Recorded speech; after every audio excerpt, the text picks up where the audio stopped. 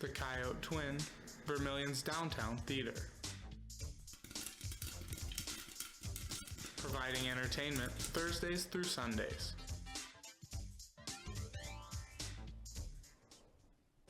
Tonight, how students are adjusting to a new elementary school.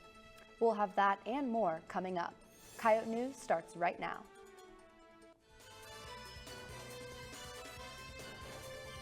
Live from the Al Newharth Media Center, this is Coyote News. Vermilion High School is celebrating homecoming this week. Welcome to Coyote News. I'm Xander Hull. And I'm Ava Sebening. We'll get to that story in a moment, but first, President Joe Biden delivered his final address as the United States President to the United Nations General Assembly. World leaders gathered in New York to discuss the global conflict around the world as wars rage in the Middle East, Ukraine, and Sudan. In his last speech yesterday, Biden called on nations to band together amid these wars, as well as discussing growing concerns about China's influence. Biden said that the forces holding us together are greater than those pulling us apart. This discussion comes after Monday's Israeli strikes on Lebanon. The one-year mark is soon approaching of the Hamas attack in Israel. President Sheila Gestring delivered her 2024 State of the University address last week. Gestring introduced additions in campus leadership such as Athletic Director John Schemmel. Enrollment numbers have also increased this year at both the Vermilion and Sioux Falls campuses. The construction of the Olympic-sized swimming pool at the Wellness Center has been pushed to spring of 2025. Churchill Haynes is also going to be updated starting this summer and will take about 2 years. If you missed the President's address, you can re-watch the live stream on the university's YouTube channel. Living in the residence halls, the occasional fire alarm goes off when someone forgets to put water in their ramen. However, this time, it was more than just that. On Thursday night, the fire department was called to Coyote Village after smoke filled the first floor. Someone had tried cooking a cinnamon roll in a toaster oven, which then caught on fire. Firefighters had students evacuate the building and checked floors while they extinguished the flame. Luckily, no one was injured other than the cinnamon roll. If you're cooking, keep an eye on your food. If you see or smell smoke, evacuate and call the fire department. As new businesses are coming to Vermilion, members of the community gathered to celebrate the new location of MG Aesthetics. The ribbon-cutting ceremony was put on by the Vermilion Area Chamber and Development Company. MG Aesthetics offers services such as facials, makeup, lashes, and more. Madison Gregoire is the owner and is very excited about her new location and her business's future. Downtown, it's more lively, and I can see out my window, and there's girls from the hair salon with foils in, and people getting together for coffees and stuff. It's lively. There's a lot of family-owned businesses in town, so I knew I always wanted to do something on my own. Gregoire says she's happy to be standing next to other Vermilion women-run businesses. Other women-run businesses in Vermilion include Lovergirl Casey Designs, Eula Spa, Styles by Erica, and more. Phase 2 of the Clark Street reconstruction project began on Monday. East Clark Street will be closed from North University Street to North Dakota Street. As a reminder, no parking or traffic will be permitted in the area during reconstruction. Parking lots 11 and 18 will be closed because of the construction. Those with an A parking permit are recommended to use parking lot 23, which is west of the South Dakota Union Building. The project is scheduled to be completed by November 30th. With Vermilion's new elementary school completing construction, its first year of education has officially kicked off. On August 21st, Vermilion Elementary School students began the year with new playground equipment, classrooms, and learning environments. With more than 500 students enrolled, Principal Samuel Jacobs thinks some students are still adjusting to the new building. It was difficult for a few of our kids because they were used to our routines that we had, but overall everything came together really nice, and it's a great space for kids to learn.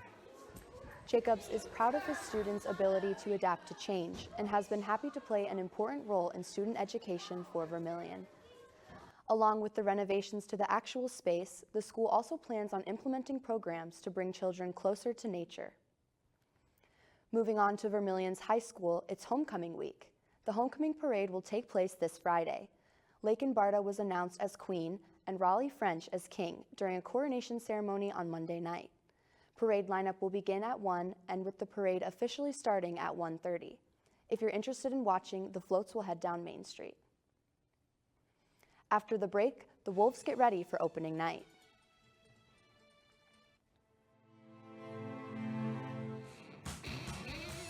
The University of South Dakota's Department of Media and Journalism.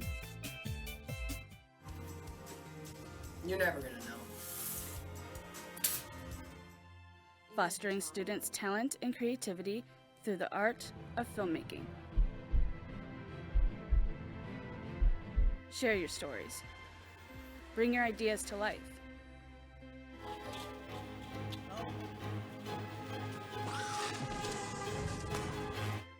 Discover your passion.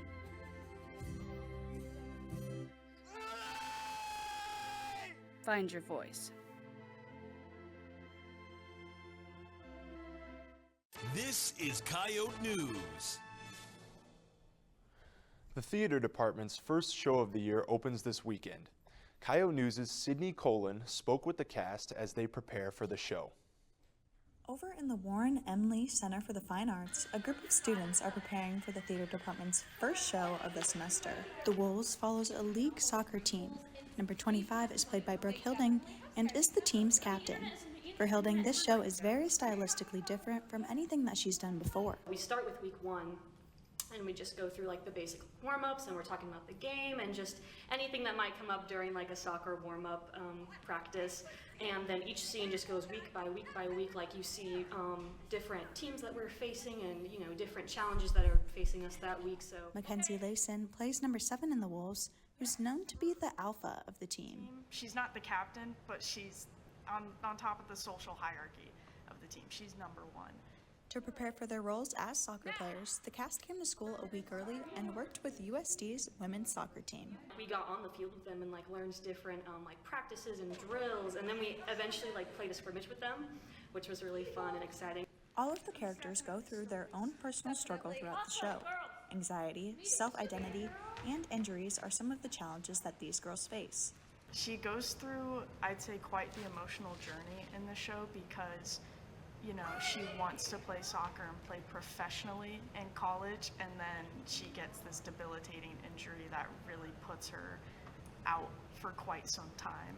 Through it all, the team discovers that the world is so much bigger than soccer itself.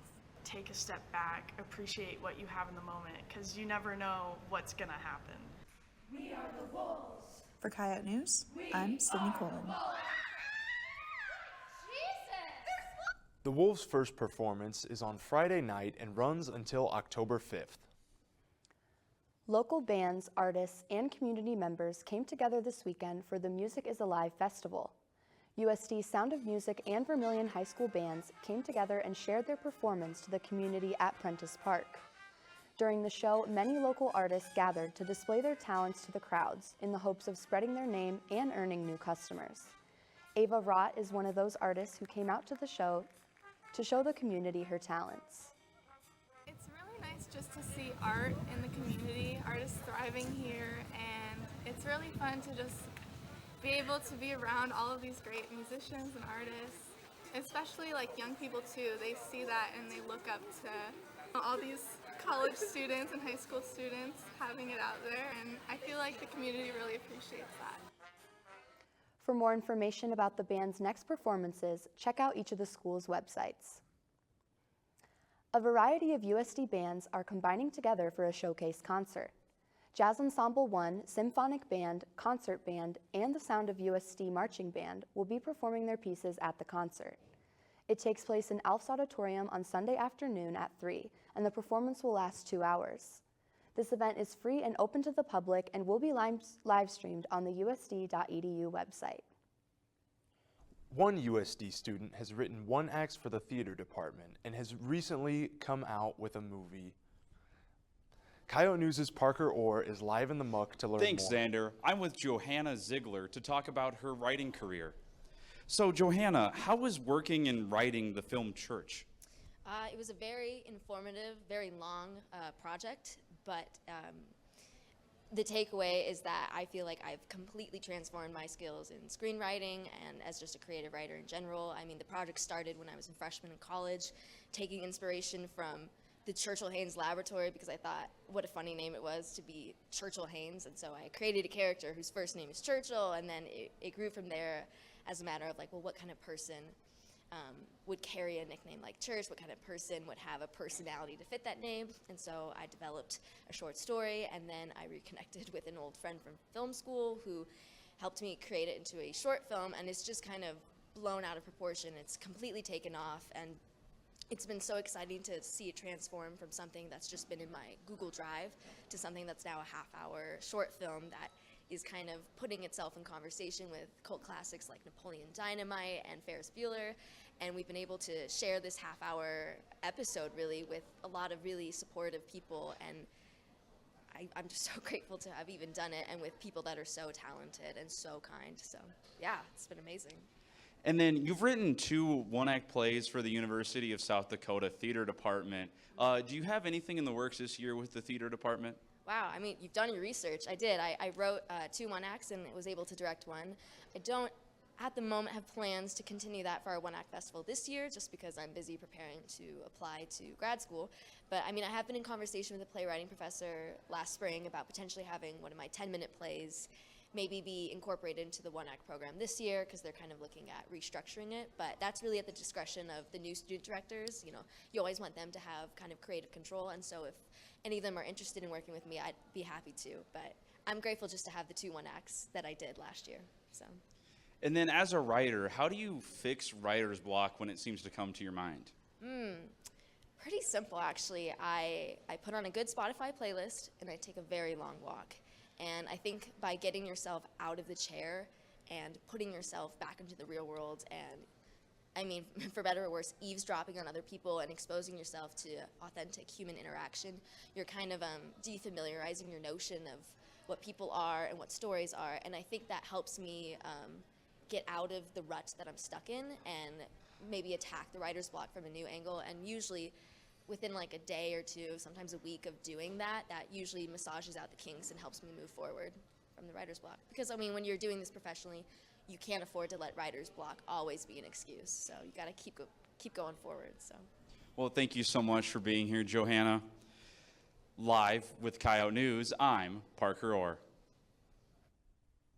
Thanks, Parker. If you're interested in watching church, you can find the link to watch on their Instagram page. With the load of classwork starting to ramp up, many students are looking for ways to relieve their stress and have fun with their friends for a night. The best solution to this for some students is swing dancing. The Swing Dance Club gives students an opportunity to spend a night listening to music and learning how to dance with a partner. The dances are mostly set to country music, with some West and East Coast music as well. Hannah Stager is the president of the Swing and Dance Club. At least for me, it adds some levity to the work week of school. I have heavy course load and other things that I'm doing, and then to have, the whole week this week, I've been thinking to myself, oh, I have the swing dance coming up, At least that's a time that I can set aside to just have some fun, relax, have some conversation, have some dancing. The club hosts a dance monthly and hosts weekly practices for those who are wanting to improve their swing dancing. Stager wants students to know that no experience is needed to come to these dances. If you aren't sure how to swing dance, there are dancers who are ready to help you learn. Pi Beta Phi is hosting their annual Pi Phi Sugar High. For a small entry fee, you can enjoy their all-you-can-eat ice cream and dessert bar. All proceeds go to Read, Lead, Achieve, which supports children's literacy. The event is happening right now at the Pi Beta Phi House and lasts until 7. Sorority and Fraternity Life and the Office of Service Learning are hosting Feed the Funnel. On October 2nd, volunteers will be packing 25,000 meals for Charlie's Cupboard and the Vermilion Food Pantry. The goal is to help squash food insecurity in the community. The opening ceremony will include a live performance of America the Beautiful, as well as a few words from the event's organizers. If you're interested in signing up to volunteer, check out their page on the USD Involved website. Next, on Coyote Sports, the football team picks up a win after a canceled game. And we interview a club soccer player about their recent match.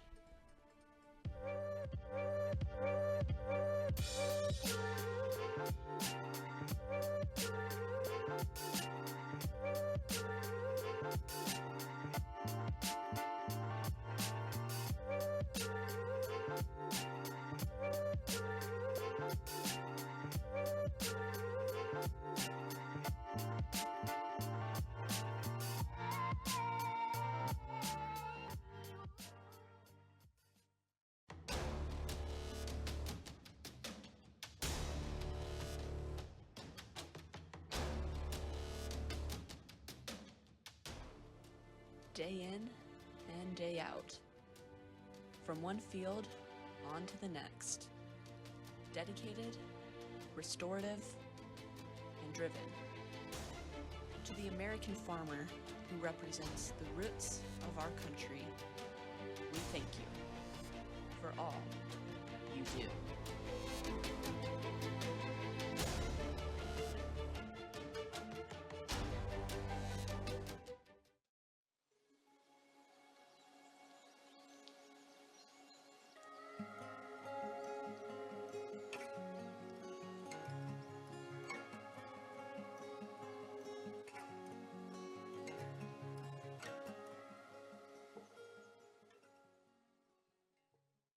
This is Coyote News. After an extra bye week, the football team was back in action in the Dakota Dome. This is Coyote Sports. I'm Mohammed. The volleyball team hopes to extend its 4-game win streak. I'm Jacob Pierce. The football team played its first game since the canceled Portland State game. The Coyotes took on the Drake Bulldogs for their 20th matchup of all time, the 4th since the turn of the century. South Dakota started strong as Keandre Jones-Logan returned the opening kickoff 99 yards for a touchdown. South Dakota would end the first half strong with this touchdown by Charles Pierre Jr. to make the score 28-3.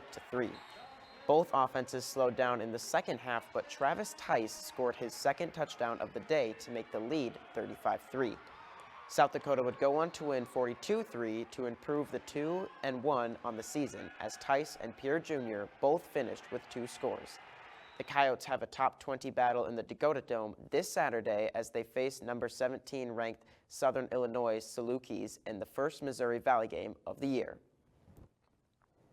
The women's tennis team faced off in the 12 101-player tournament at the Gopher Invite for their second competition of the fall season. Grace Chaddock continued her strong start to the season, going 3-0 in singles Group Yellow. Bia Havlikova and Selena Bird went 2-1 in singles play as well. Havlikova and Chaddock performed the best in doubles, going 3-1. The Coyotes are back in Colorado this weekend for the John Messick Invite. After back-to-back wins against SGSU and Augustana, the Coyotes club soccer team jumped up to 3rd in the Great Plains Soccer Conference rankings, with top-placed team Minot State coming to Vermilion. This is just the second home game for USD as they went 2-0-1 in a third-game road trip. The Coyotes got the game started off well as they took the lead 1-0 going into half after this goal from Fabrice Bacunzi. South Dakota came out in the second half and kept the Beavers in check as they went on to win 2-0 to improve to 3-1-1 on the season with a 3-game win streak. Now USD sets second in the latest power rankings behind just North Dakota. Coyote News' Maggie Bishop is live in the muck with the player of the game for this weekend. Maggie? Thank you, Mohammed. I'm here with Joseph Neoni to talk about his performance on the USD club soccer team. Joseph, what experience did you have with soccer before joining the USD club soccer team? I've been playing all my life ever since I was a kid. So back in Zimbabwe, I was playing from primary school and then in high school. So I've been playing for a long, long time now. And what do you think being player of the match this last game means for the rest of your season? I think it was a huge honor as well as a benchmark for me to set for myself as well as for the team that most of the times the player of the match is given to the winning team. So we want to be in that position whereby the player of the match is always coming from our team. So yeah, it really set the benchmark for us and for the rest of the team so that we keep our performances high this season. And do you think your team has very high expectations for this year? Yes, we do. Because right now we have been noticing some huge improvements from the team last year in terms of the commitment, in terms of the players that we have, the coach that we now have who's putting in his all as well as his staff. So there's a real dedication, belief and commitment amongst the players, amongst the coach that we can go all the way. And what do you think changed from last year to this year? I would just say the commitment, as I said, first of all, and just the dedication, the hunger. A lot of the players that are in now are really hungry and they believe that we can really go all the way. So that's what we take with us during training. If you come to one of the training sessions, everyone will be going in as hard as they can. They'll be playing in to try and improve as much as they can. So yeah, just that. Thank you for being here with us today, Joseph. Live in the muck for Coyote News, I'm Maggie Bishop. Thanks, Maggie. The soccer club competes next week against Wayne State. The triathlon team competed in their final regular season meet at the Prairie State Collegiate Cup. South Dakota took 4th place out of 12 teams. Duquesne, Black Hills State, and North Central took the top 3 positions. Franziska Neck led USD, finishing in 2nd out of 66 runners with a time of 1 hour, 7 minutes, and 52 seconds. Ella Spitz finished 5th as well for South Dakota. The Coyotes move on to the West Regional Championship next month. 2 USD men's golfers hit a hole-in-one this week. The Coyotes competed in the Zach Johnson Invitational against 13 other teams. As a team, South Dakota finished 9th, only 30 points behind Iowa State in 1st. Max Schmidtke led the Coyotes, finishing tied for 4th with a score of -3 after hitting a hole-in-one on hole 5 from 210 yards away on day 1. Logan Hammock on day 2 hit a hole-in-one on hole 14 from 192 yards away. Hammock finished tied for 54th out of 81 golfers. South Dakota competes next at the Tommy Invitational on Monday. The volleyball team looked to extend their 4-game win streak as they ended conference play. Despite South Dakota having more kills than Iowa with Lauren Medke, Kylan Seelock, and Morgan Bodie having double-digit kills, the Hawkeyes won in 5. Medek continued her excellent play, leading the Coyotes in kills for her 7th straight game against Drake. She also picked up her 5th double-double in her last 6 games. South Dakota missed the sweep, losing set 3, but picked up the win as Cameron Ferris tied a career high with 30 digs. In the final game, Cheyenne Halady led South Dakota with a career high 15 kills, while Avery Van Hook had her 3rd straight double-double with 51 assists and 11 digs as they won in 4 sets over St. Louis in their first ever match. Van Hook earned her first Summit League Peak Performer of the Week after her double-doubles as the Coyotes start conference play in Denver tomorrow night. The swimming and diving team announced their 2024-2025 schedule. The Coyotes start with the red versus white exhibition this Friday, then face their first competition next week in Nebraska. USD has 3 Summit League duels with SDSU on the road, but Omaha and St. Louis in the Dakota Dome pool in January. The Coyotes finish the regular season with the Minnesota First Chance meet, then compete in the Summit League Championships in Iowa City from February 19th to the 22nd. With homecoming week comes the homecoming game. The Tanagers welcome the Millbank Bulldogs to the Dakota Dome Friday night for their annual homecoming game. Vermillion is 1-2 on the season, while Millbank is 2-2. Both teams defeated Lakota Tech 55-0 earlier this season. Both teams also averaged 26 points per game, so it should be a high-scoring game Friday night. That's it for Coyote Sports. When we come back, we ask students their favorite part about fall. Stay with us.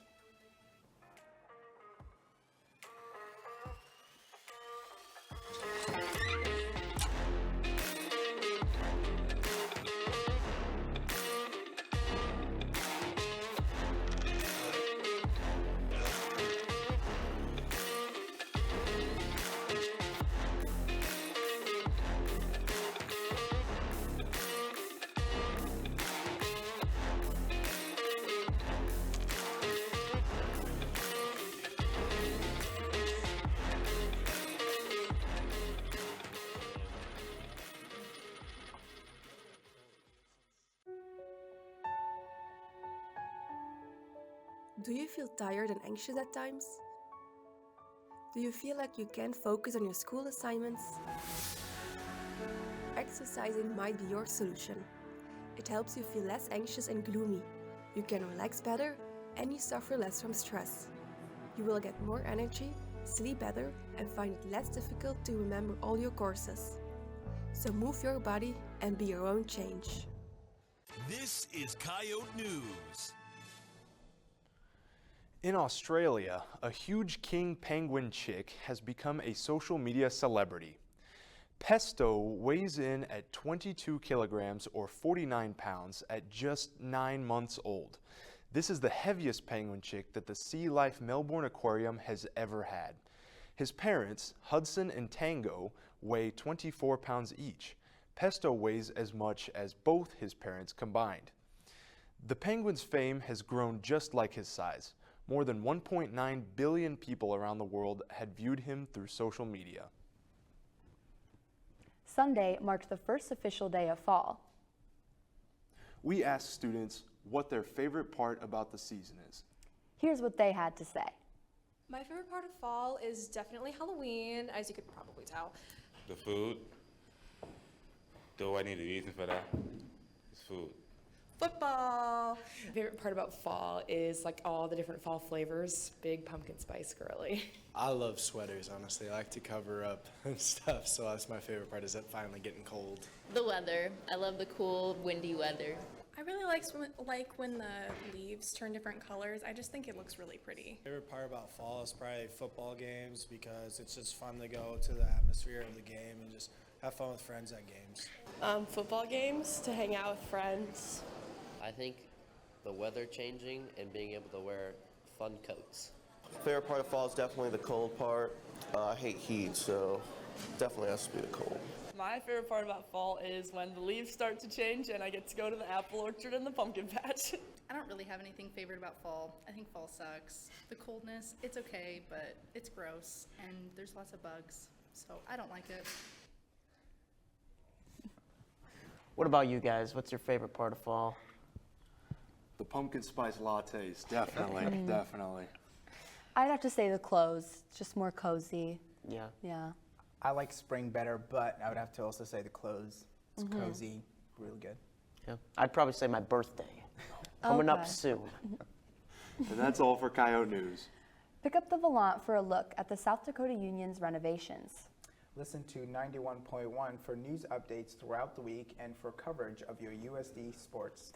Don't forget to follow our social media pages for daily updates and the weekly poll. Have a great night.